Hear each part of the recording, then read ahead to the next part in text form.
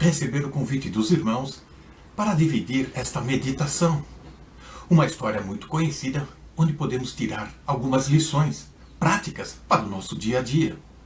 O Evangelho de Marcos, no capítulo 5, no versículo 21 em diante, começa assim: E passando Jesus outra vez num barco para o outro lado, ajuntou-se a ele uma grande multidão, e ele estava junto ao mar. E eis que chegou um dos principais da sinagoga, por nome Jairo, e vendo-o, prostrou-se aos seus pés. E rogava-lhe muito, dizendo: Minha filha está à morte, rogo que venhas e lhe impõe as mãos para que sare e viva.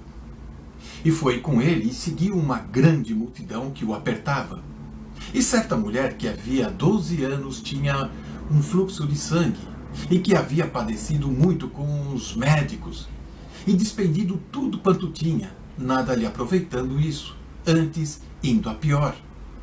Ouvindo falar de Jesus, veio por trás, entre a multidão, e tocou as suas vestes, porque dizia: Se tão somente tocar nas suas vestes, sararei. Perceba que nesse texto, uma história bem conhecida nossa, mas que precisamos aprender as atitudes desses dois personagens quando enfrenta problemas, crises, decepções e principalmente desespero na vida. Nós olhamos para uma situação dessa e logo pensamos: não tem mais jeito, comigo não funciona. E logo entramos em pânico, em desespero. A quem recorrer? Já tentei de tudo. Jesus está voltando para a sua cidade, Cafarnaum, no norte de Israel. E no caminho uma grande multidão o apertava. E o original diz que o sufocava. Nisso aparece um dos principais da sinagoga da cidade de Cafarnaum. Um homem de respeito, de autoridade. Mesmo porque um príncipe ou um líder na sinagoga é aquele que administra, é aquele que recolhe as ofertas, que distribui as escrituras sagradas para serem estudadas, lidas. Portanto, era um homem de destaque, era um homem muito importante daquela região. Diz Lucas, no capítulo 8, no versículo 42, que ele tinha uma filhinha com 12 anos, que estava à beira da morte. E o texto que nós lemos vai revelar que é nesta caminhada de Jesus com Jairo até a casa dele, surge uma pessoa no meio do povo, no meio da multidão, que estava enferma por 12 anos. Aí logo podemos concluir e ver como é interessante a narrativa bíblica. Duas histórias dentro de uma. A maravilha deste episódio todo mostra e evidencia a inspiração das Escrituras. Uma pessoa, 12 anos, morrendo em plena vida. Do outro, uma menina, 12 anos vivendo, mas agora está à beira da morte. A palavra-chave neste capítulo, ou neste episódio de Marcos, capítulo 5, de 21 até o verso 42, 44, nós vamos ver que fala muito sobre fé, sobre cura, transformação, restauração e esperança. Fé na interferência é aquilo que Jairo está clamando e pedindo ao Senhor Jesus. Perceba que, por ser um líder de sinagoga, em Marcos, no capítulo 1, no verso 21 em diante, e também no capítulo 3 de Marcos, os primeiros versículos, Jesus, por duas ocasiões, pratica e opera milagres dentro desta sinagoga. E com certeza Jairo estava presente e presenciou, visualizou todos os milagres que Jesus realizou. E agora ele clama a este mestre, a este Senhor, para intervir em sua vida. Perceba que ele até já dita como Deus deve agir. Olha, você venha comigo e coloque as mãos e ela vai ser curada, ela vai voltar à vida. Fazemos muito disso com Deus. Nós pedimos a Deus a interferência, a intervenção em nossas vidas, em nossos problemas, em nossa causa e até damos a sugestão de como Deus deve agir. É uma fé singela, simples e também fraca. Mas mesmo assim, o Senhor honra, o Senhor vai atrás, o Senhor caminha junto com este homem. Jairo, ele pede essa intercessão, pois quem vivia dentro de uma sinagoga conhecia as histórias de Israel. Conhecia que Abraão intercedeu por Ló. Conhecia Moisés intercedendo pelo povo em Êxodo 32. Conhecia também a história de Ester, que intercedeu pelo povo de Israel, pelo maligno Naamã. Ele conhecia muito bem o que era a intercessão e agora ele está pedindo para o Senhor Jesus intervir, agir de forma milagrosa para transformar o caos em vida novamente. 3 marcas que chamam a atenção na vida de Jairo. Em primeiro lugar, Jairo, com toda a sua autoridade, com toda a sua importância dentro daquela sociedade, ele se humilhou para chegar diante de Jesus, se prostrou. E um judeu daquela época não iria agir desta forma de um homem para com um outro homem. Isso mostra já o desespero de Jairo e principalmente como ele reconhecia a autoridade divina de Jesus, sem ter dimensão de quem era a pessoa de Jesus de fato. Ele reconheceu que estava diante de alguém maior do que ele. Ele reconheceu o poder de Jesus. Ele estava na presença daquele que não podia ter vaidades nenhuma, que ele não podia ter credencial alguma, simplesmente clamar pelo Senhor Jesus. Muitas vezes achamos que por termos alguém ou alguma coisa, ou por termos um diploma, Deus vai nos atender antes, ou vai se precipitar em nos ajudar. Mas o que o Senhor espera é que clamamos a Ele todos os momentos, não só nos momentos de angústias e de aflição. A segunda marca que podemos destacar de Jairo é que ele clamou com perseverança. Ele insistiu e convidou Jesus a vir com ele, a caminhar com ele até a sua casa, até a sua família. E assim devemos agir também com perseverança em oração. Convidar Jesus a caminhar conosco, a estar junto, a nos ajudar nos momentos de aflição, de desespero.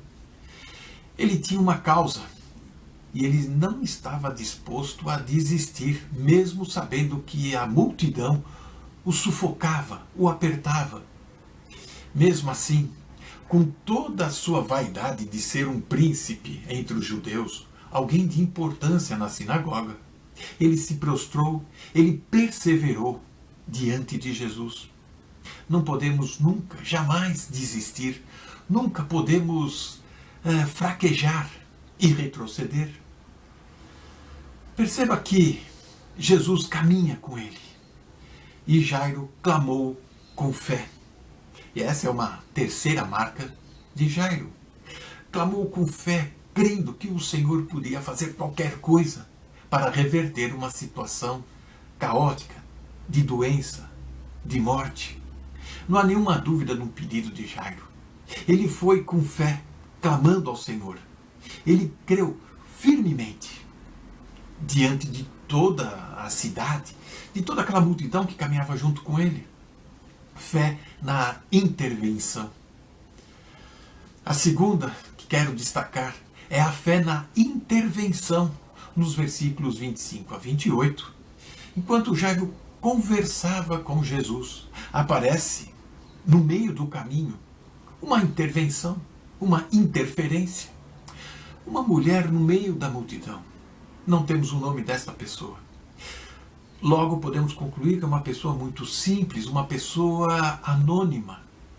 Não tem nome, mas o Senhor a conhece muito bem. E ela interrompe o caminhar de Jesus com aquele homem, aquele pai desesperado.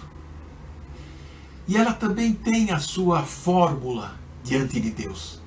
Se Jairo tinha a sua fórmula, o seu pedido, a sua sugestão a Deus: olha, venha e coloque as suas mãos sobre a enfermidade da minha filhinha que está à beira da morte. E ela vai ser curada, ela vai voltar a viver. Assim também esta mulher, ela tem a sua sugestão: se eu ao menos tocar em suas vestes de lado que seja, serei curada. Uma fé de ambos, simples, singela, fraca, e diria até supersticiosa, pois os dois não têm assim uma ideia geral de quem é Jesus plenamente. Eles ouviram a fama de Jesus. Jairo até viu Jesus curar e na sua sinagoga a fazer maravilhas. A fama de Jesus era conhecida e notória naquela cidade.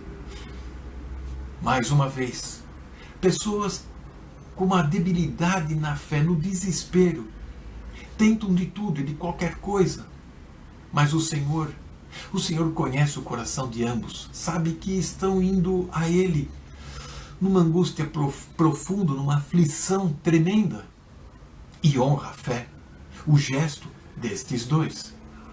Depois de tanto sofrimento, gastar tanto dinheiro, esta mulher ouviu a fama de Jesus e se atirou. Se atirou para tocar em Jesus e assim receber alguma coisa de retorno. Talvez a cura, talvez um ânimo. Muitas vezes estamos assim. Ao ouvir falar a respeito de Jesus, seu coração se encheu de fé. Se tão somente tocar em Jesus, essa era a única alternativa dessa pessoa. Hebreus, no capítulo 11, no verso 1, diz assim: ora, a fé é a certeza daquilo que esperamos, prova das coisas que não vemos. Romanos 8, no verso 24, porque a esperança fomos salvos. Ora, a esperança que se vê não é esperança. Porque o que alguém vê, como esperará? Como falta em nossas vidas esta fé ousada, esta fé tremenda, esta fé que se atira diante do Senhor. Não se atira no escuro, mas se atira diante de uma pessoa, do Senhor Jesus, que é capaz de transformar o nosso desespero em esperança. É alguém capaz de acalmar o nosso coração em meio a uma caminhada aflitiva. Uma caminhada onde que este pai não sabe o que vai encontrar em casa, mas ele está caminhando com Jesus. Em contrapartida, há uma mulher que vem e clama e quer voltar, escondida, no meio da multidão, sem ser percebida. O texto é possível notar algumas barreiras que esses dois personagens enfrentam para expressar a sua fé e encontrar a Jesus. Na nossa vida também nós encontramos muitas barreiras, dificuldades, muitas oposições para derramarmos nossas aflições, nossas petições aos pés do Senhor Jesus. A posição deste líder na sinagoga, se prostrando diante de Jesus, ele poderia pensar: mas o que as pessoas vão pensar de mim? O que os meus da sinagoga vão pensar a meu respeito, da minha família? A multidão que sufocava Jesus trazia até uma dificuldade para que aquela mulher chegasse perto. E ela tentou de alguma maneira tocar em Jesus. Veja que até os discípulos podem ser uma barreira, uma dificuldade para as pessoas se encontrar com Jesus. Muitas vezes aqueles ditos cristãos colocam dificuldades para as pessoas se achegarem ao Evangelho. No verso 30, 31, nós vamos encontrar, mais uma vez, esta situação. Logo Jesus, conhecendo que poder de si mesmo saíra, voltou-se para a multidão e disse: quem tocou nas minhas vestes? E disseram-lhe os seus discípulos: vê que a multidão te aperta e dizes: quem me tocou? Ele olhava em redor para ver quem isto fizera. Então a mulher, que sabia o que tinha acontecido a ela, temendo e tremendo, aproximou-se, prostrou-se diante dele e disse-lhe toda a verdade. E o verso 34, e ele disse-lhe, filha, a tua fé te salvou, vai-te em paz, ser curada deste seu mal. Perceba que ela recebe a cura, sente que algo mudou na sua vida e tenta se ocultar. Mas o Senhor Jesus, e nos originais mostram, que ele pergunta quem me tocou no sentido de uma frase feminina. Ele sabia que alguém, uma mulher, havia tocado em suas vestes, o que é espanto para os discípulos. Muitos estão tocando, empurrando Jesus. Como que ela, com um toque simples de fé, é curada? E tantos outros que apertavam e sufocavam Jesus não eram curados ou não eram despertados, porque simplesmente muitos vão a Jesus com fé, crendo. Outros vão a Jesus simplesmente por indiferença, apenas acreditando. E aí está uma diferença entre crer e acreditar. Acreditar que Jesus pode fazer milagres, transformar e operar maravilhas, muitos acreditavam. Mas crer que Jesus pode fazer maravilhas na sua vida é bem diferente. O acreditar é você estar assistindo ao longe. O crer é você participar, é você se envolver com o Senhor Jesus. E é isso que a mulher fez. Ela se envolveu com o Senhor Jesus para conseguir o objetivo da sua fé. Jesus não estava tratando apenas com uma mulher enferma, uma mulher doente, mas ele também tratava com Jairo. E essa interferência foi uma pedagogia, um ensino para Jairo também continuar a crer, pois a sua fé ainda era fraca, ele estava com muitas dúvidas, ele estava em desespero, pois a sua filha estava no leito de morte. Nada apanha Jesus de surpresa. Pense isso. Nada apanha Deus de surpresa. Os imprevistos dos homens não frustram os planos, os propósitos de Deus. Os impossíveis dos homens são os possíveis de Deus. Sim, nós temos o Deus do impossível. E temos que nos alegrar mesmo diante de calamidades, de caos, do desespero e da morte. Perceba você no verso 35 e 38 a 38. A notícia que este Jairo, esse homem importante, recebe de seus amigos, de seus familiares. Estando ainda falando, chegaram alguns do principal da sinagoga, a quem disseram, a tua filha está morta, para que te enfadas mais o mestre? E não permitiu que ninguém o seguisse, a não ser Pedro, Tiago e João, irmão de Tiago. O verso 36 quero destacar muito importante. Jesus, tendo ouvido estas palavras, não incomode mais o mestre, pois a sua filha morreu, disse ao principal da sinagoga, não temas, creia somente. O original vai nos dar o tempo verbal de continue crendo. Não desista jamais, continue crendo. A situação está em desespero, um caos, continue crendo. As notícias que você recebe são ruins, são apavorantes, continue crendo. A situação na sua casa está um caos, a sua família está se desintegrando, continue crendo no Senhor Jesus. Ele é o único que pode intervir e restaurar a sua família. É o único que pode intervir e te dar paz no meio de notícias ruins. As oposições vão vir. As barreiras para chegarmos a Jesus continuam grandes. Todos procuram impedir a nossa fé de se desenvolver, ou de crescer, ou de ser efetiva. Estão presentes em todas as nossas circunstâncias, seja ela nos ambientes de trabalho, familiar, seja ela nas ideologias que nos cercam hoje, Tudo isso para sufocar a nossa fé, a nossa crença no Senhor Jesus.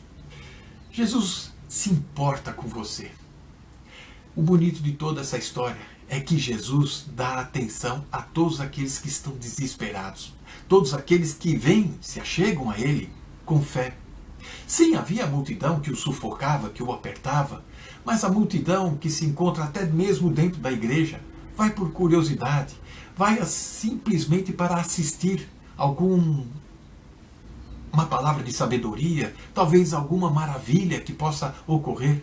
Mas aqueles que vão com fé, o Senhor Jesus acolhe, o Senhor Jesus caminha junto. Há um comentarista bíblico que destaca 3 palavras importantes que Jesus fala aqui. E vamos aqui colocá-las. Veja, a primeira palavra importante é a palavra de fé, do verso 36. Continue crendo. Era fácil para Jairo crer enquanto a sua filhinha estava respirando, enquanto ela estava enferma num leito, à beira da morte. Mas quando chega a notícia de que ela morreu, o seu ânimo desfaleceu.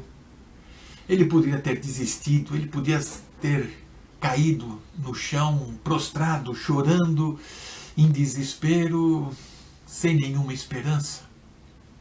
Mas o Senhor Jesus interviu com essa palavra. Continue crendo, tenha fé. Em segundo lugar, a palavra esperança, que nós vamos encontrar no verso 39 do capítulo 5 de Marcos. E entrando disse: por que este alvoroço todo e chorais? A menina não está morta, mas dorme. Então, riam-se dele, porém ele, tendo feito sair a todos, tomou consigo o pai, a mãe da menina, e os que com ele estavam, os discípulos, e entrou onde a menina estava deitada, e tomando pela mão a menina disse: Talita cumi, em aramaico, que traduzido quer dizer: menina, cordeirinha, a ti te digo, levanta-te. E logo a menina se levantou e andava, pois tinha 12 anos, e todos assombraram-se com grande espanto.